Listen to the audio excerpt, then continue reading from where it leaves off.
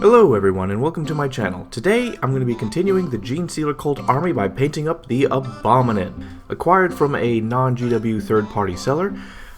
These are all the paints that I used throughout, excluding the base, and then I primed the model with Ultramatte Black Car Primer, and I assembled it up to the point that would get in the way of painting. So essentially he's fully assembled except his familiar is separate and his hammer arm is separate, but apart from that, he's fully assembled.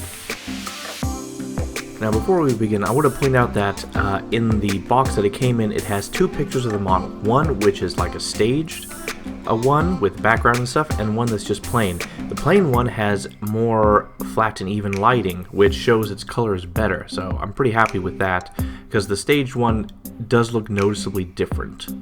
And so anyway, getting into the painting. With Cadian Flesh Tone, Pallid Witch Flesh, Emperor's Children, Xerxes Purple, and Lamian Medium, we're going to start with the biggest part of the model, the skin. So we're going to start off with a mix of Cadian Flesh Tone and Pallid Witch Flesh, sort of a one-to-one-ish, and paint it all over the model that, his pink skin that's going to be there. And so once that's done, we're going to take the Emperor's Children and Xerxes Purple, mix them in a little together, mostly featuring the Emperor's Children color, and then use Lamian Medium to help water down. We're going to apply this as a wash all over the skin. We're going to do this maybe like twice, and then we're going to do the Xerxes Purple. The reason why we do it twice is because thinner is better, because we can always add more we can never take away with these paints. And so with Xerxes Purple, we do the same thing. We create a thin wash with it, which is basically one small part paint, like 3 parts Lamian Medium and 1 part water to help it flow, and we apply it on the lower half of his body for more shading and depth. And we also apply it somewhat on his face to add more shadow and depth into his eyes and face. Then once the base layer washes are done, we go back to our one-to-one mix of Pallid Witch Flesh and Cadian Flesh Tone, and with a bit of Lamian Medium mixed in so it's a bit translucent so it goes over very smoothly. And we just basically re-highlight all the skin, like painting like 90% of it again. And then once that's done, we're going to apply another wash of Xerxes Purple all over the model. The idea is to build up layers of the flesh and the wash so that it has smooth color transitions going from the deepest, darkest recesses up high. And so these thin washes really do add to it. It makes it has a certain look and aesthetic, and also helps pick out all the ridiculous musculature details. And then once that's done, we go back to our Cadian Flesh Tone Pallid Witch Flesh mix, but then we start highlighting again. We apply one-to-one, then we add more Pallid Witch Flesh, making it lighter, and then we highlight like 50 to 60% of the muscles, and then we keep going up higher until eventually we just get to Pallid Witch Flesh, and then we just highlight the most raised areas, the parts that are closest to the light, sharp edges, stuff like that. And this is a process back and forth. If you're unhappy if it's too bright, add another wash to tone things down, build up layers with the wash, or with the paint and stuff, and it's a back and forth. And so basically how it goes is base coat, several washes, base coat again, wash if you need to fix things, highlight, highlight, highlight until satisfied.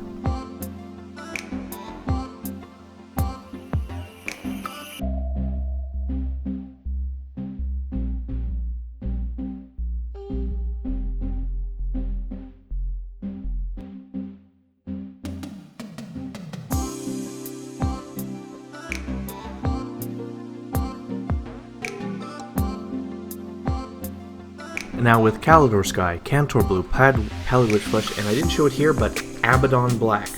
So basically now I'm going to move on to the very Gene Stealer-y parts of their body.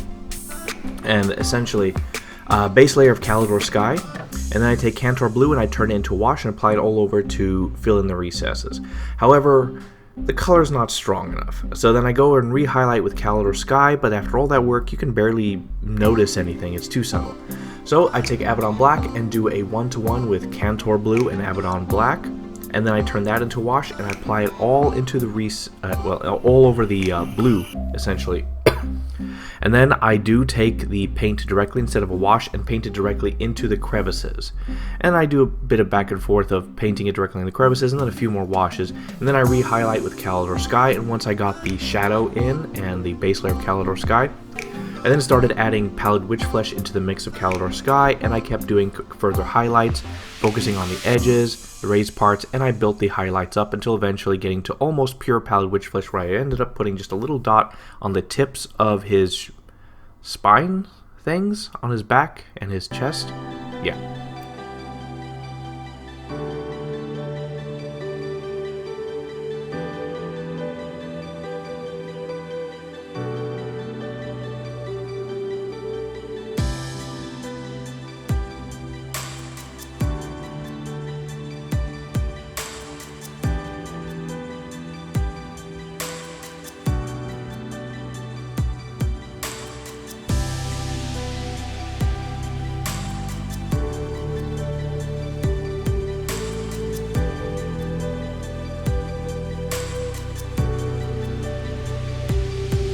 Now, for a different process using the same colors, with Calidor Sky, Lamian Medium, Cantor Blue, Pallid Witch Flesh, we're going to paint his face horns thing, that gene sealer thing that they all have. So basically, first we're going to do Pallid Witch Flesh as a base layer onto the things on his forehead. Once that's done, we're going to create a wash of Calidor Sky with Lamian Medium, and we're going to apply it all over. One or two, about 2 coats or so, essentially, because we always want to make it thinner, because it's easier to work with. Once that's done, we take Cantor Blue and apply it, water down into the deepest, darkest recesses to add some more contrast. And that's pretty much it. Alright, third time's the charm. Cantor Blue, Lamian Medium, Calidor Sky, and Pallid Witch Flesh. So he basically has these shoulders that have like this color transition to like hard carapace. So basically I create a wash of Cantor Blue with Lamian Medium, and I apply 1 coat of it above his shoulder muscles that lead into that spine thingy there, or that ridge on his arms, and then I apply another layer of it on the ridge itself. Then I take Calidor Sky and then I just highlight it, water down a bit, and then I start adding Pallid Witch Flesh into the Calidor Sky mix, and I paint the straight hard line on top, and then I feather it in, and I keep doing further highlights until I get to almost pure Pallid Witch Flesh, and then yeah, pretty much it. Now with Emperor's Children, Carrion Crimson, and I show it later, but Pallid Witch Flesh, basically I'm going to fix his teeth, mouth, and stuff. So basically, Emperor's Children on his tongue and a bit of lips, Carrion Crimson Pure in his mouth and on his tongue, re-highlight his bottom lips and tongue with Emperor's Children, and then I use Pallid Witch Flesh to just put dots where his teeth are. He has a few of them.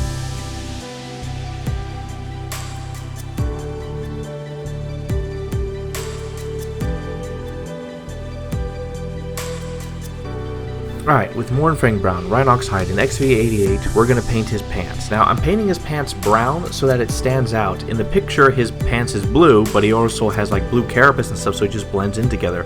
So I'm choosing brown for it to contrast. So, I also perfected a bit the wash and paint method. So basically, start on base layer, Mournfang Brown. Then take Rhinox Hide, and I paint directly, thin lines directly into the crevices. Then I turn Rhinox Hide into a wash, and I apply 2 coats of it on. And from here on out, this is the artsy part. So re-highlight like 90% of everything with Mournfang Brown, then I take XV88, mix a little bit in, and then I start painting the edges, the folded areas, the raised areas, and stuff. And I keep repeating this process, adding more XV88 into Mournfang Brown until it gets to very bright, and then eventually I just use pure XV88, some dots on the most raised areas, or straight lines on the hard folds and stuff where the light is. And this is a bit of a back and forth, because then I take Rhinox Hide, the wash again, and then apply it all over, and then redo with XV88 on a few places, make a few texture lines here and there, and it's a bit back and forth, just a wash of Rhinox Hide and XV88, and I do apply intentionally a few extra layers of Rhinox Hide wash onto his underside, his butt and back legs, because there's no light there, so I wanted to make it more darker.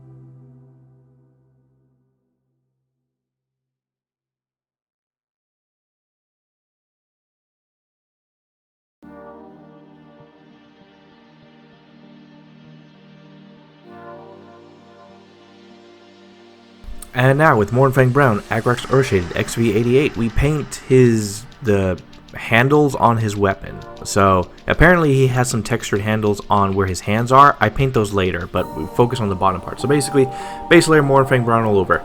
2 coats of pure Agrax Earthshade. Because this is so small, the idea is to have high contrasting colors. So the Agrax Earthshade made everything very dark and brown, and then we basically paint just lines.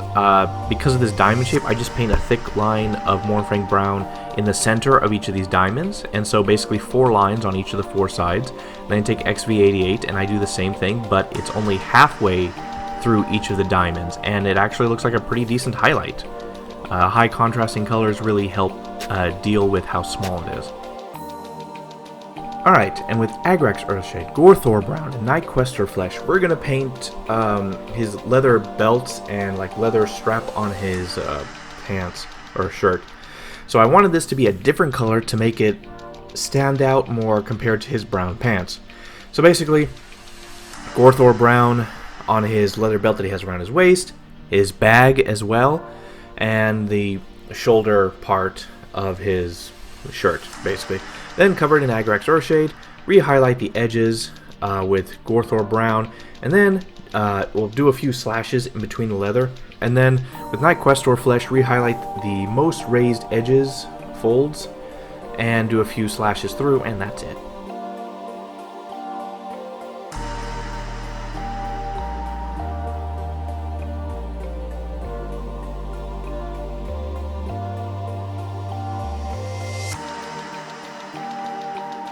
Alright, moving on to his shirt. Now, in the picture, for some reason, they want to make it blue as well. It's like, from a distance, I mean, can you really pick out the different parts of the model? So, I'm going to make him red, including his little neophyte thingy. So, we're going to start with Evil Sun Scarlet, Corn Red, Troll Slayer Orange, and the Dragon Bright, or Fire Dragon Bright.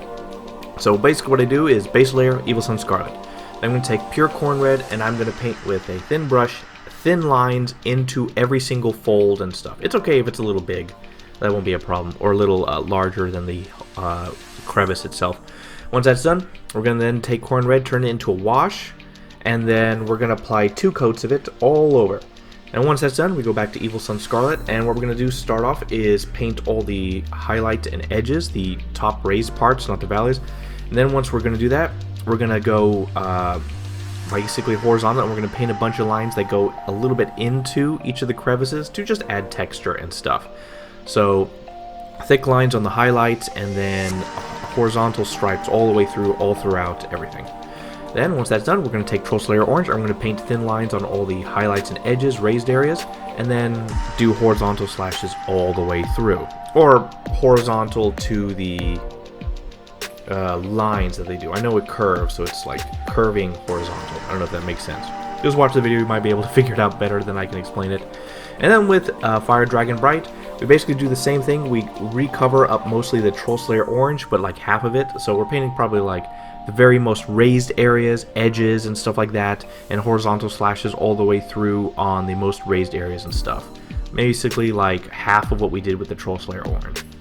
And if you ever have any issues, just like reapply another. If it's too bright, you can add another wash of Corn Red to tone it down a bit and make all the colors blend together a little bit better. This is a back and forth. This is artsy.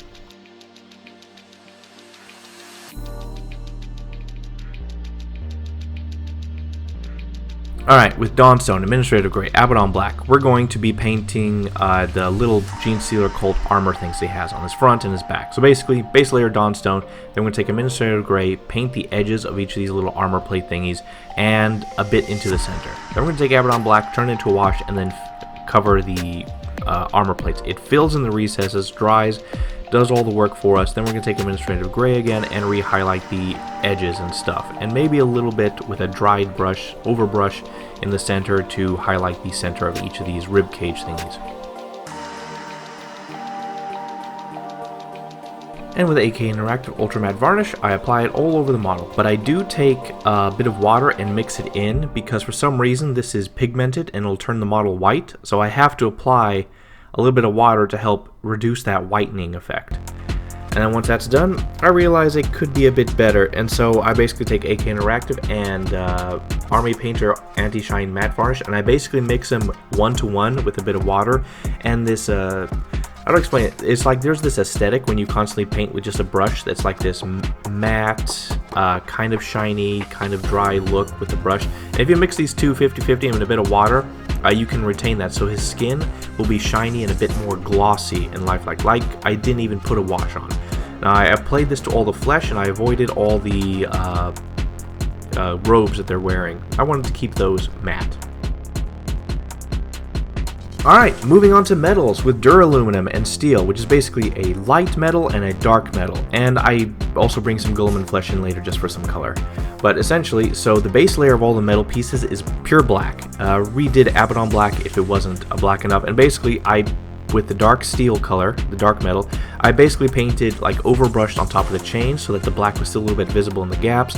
And I also painted like the top 2/3 of each of the manacles and stuff, so the black you can still see it, but it looks like shadow. I'm going for high contrast here and a black base. It's okay if it's not perfectly all steel colored or metal. The black peeking out through the underside and stuff like that actually does pretty well.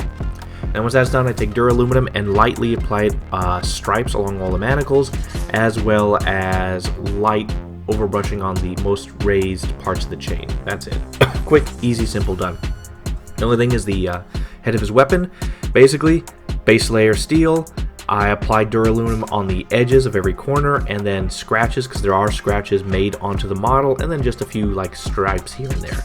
But it blended too easily in. So then I took Guilliman flesh and applied a slightly watered down layer all over the head. Well, actually in random places. I did strips here and there. And then once that was done, I reapplied a bunch of chips and stuff with the duraluminum, the bright silver. And that was it. Metals always seem to elude me in my mind. I can never envision a good metal. And then once that's done, assemble the model fully. His neophyte on whatever that is. What even is that, really? Think about it. That had to be born of a woman from a gene stealer. So is that like a child gene stealer? Or is it a child, what was it? Acolyte hybrid. Whatever those things are. Anyway, then the hammer, and then once that, glue it onto the base, and we're done. Alright, so this was a character model, so I wanted to make him a bit better than the average Joe. So, I will say, everyone needs to get sable brushes, because these things upgrade your work tremendously. You can always do straight lines with these sable brushes. You can always do stuff like that. Oh, a few things I didn't mention in the video, like their nails is just Abaddon black, and that skull that's peeping out of his sack is just like two colors, just a wash in the color back and forth. It's not really worth mentioning because it's not really the focus of the weapon and models and stuff. So, this is the Abominant. Now, overall, I used the picture that it came with as a guide, but I disagreed with some of their choices because, I mean, he has a blue spine, then he has blue pants, and a blue shirt. I mean, it just sticks together and stuff, so I tried to choose colors that would contrast to each other. Brown pants, red shirt with his pinkish, whitish skin, and his bluish chitin that he has everywhere, and then his little neophyte there with him as well. And the hammer looks actually pretty decent with all the chips and stuff like that. It's noticeable, you can see it clearly. So overall, good texture. So the shirt's great. The skin, very good. I can see all the musculature, I can see all the details. His chitin, in some places it's really good, in some places it's okay. His pants is okay, a bit lackluster. The sack is okay. His armor plates that he has on his front and back is not the best and turn out the best. I think I might have rushed it a bit too much. But then again, like, how much detail can you put on that? The metals kind of elude me still, although I was able to do really good with the chipping and stuff, but that's also partially because the model itself has chipping or dents in the hammerhead. The leather handles on the hammer came out pretty good, actually. Overall, I'm going to have to say this is... You know, I'm going to say it's a 9 out of 10. I can't really say there's anything wrong with it. Are there things that could be better? Probably. It's just I didn't have much vision, or I didn't have much idea how to make him better. Some of my lines could be better here and there. Some of my color choosing may be better or could be better. But he's very close to the tip of my skill, and I can't really figure out what's more. I know he's not a 10 because it's the armor plate to definitely take him down. So he's not my most best. I went above and beyond, but he's actually really good. So I'm going to say he's a 9 out of 10, high quality, very good for what I can do and produce.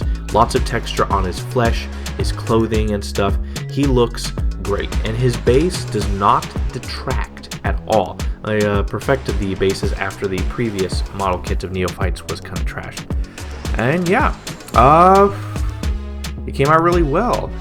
Moving on to another characters in my GSC that I bought a bunch of stuff based off of my playing on TTS, previous army stuff, and guess what? Then they release a codex and all my stuff doesn't work anymore like how I wanted. Look at what they did to, what was it, the Aberrants? They now have a 5-up Feel No Pain. They nerfed them. I have 10 of them and I need 10 more to paint. Doggone it. This is... my goodness, I can never finish an army in time. I choose a collection based off when doing something that's pretty good, and then it gets nerfed into the ground. This is why, guys, focus on getting a collection, not chasing the meta. Never chase the meta. One of every character, and like 2 of every full squad of things that are cool at most, and like 3 of every troop type if you want at best. But yeah.